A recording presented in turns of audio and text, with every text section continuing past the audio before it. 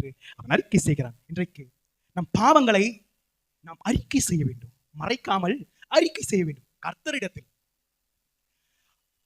அறிக்கை செய்து விட்டு விடுகிற பொழுது இரக்கம் பெறுவோம்.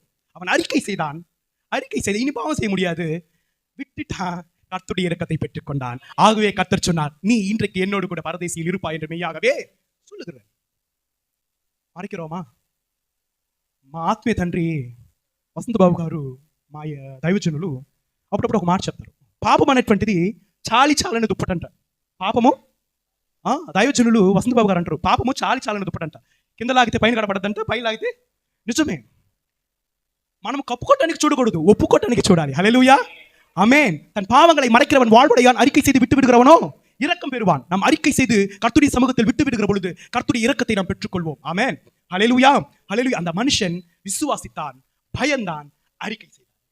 அறிக்கை செய்த பிறகு இப்பொழுது வேண்டுதல் செய்கிறான். ఇప్పుడు ప్రార్థిస్తున్నాడు. ఏమని తెలుసా? நீர் உம்முடைய ராஜ்யத்தில் வரும்போது அடியேனை நினைத்தருளும். யா, கர்த்தருடைய சமூகத்தில் நம் ஜெபங்கள் வேண்டுதல்கள் கேட்கப்பட வேண்டும் என்றால், கர்த்தர் நம்மை நோக்கி பார்த்து மறு உத்தரவு செய்ய வேண்டும் என்றால், ஒன்று விசுவாசத்திலே உறுதியாக இருக்க வேண்டும், இன்னொன்று தேவ பயம் நமக்கு வேண்டும், இன்னொன்று நம் பாவங்களை நாம் மறைக்காமல் பாவத்தை விட்டுவிட்டு அவரிடத்தில் அறிக்கை செய்து பரிசுத்தமாய் வாழ்ந்து ஜெபிக்கிற பொழுது கேட்கப்படும்.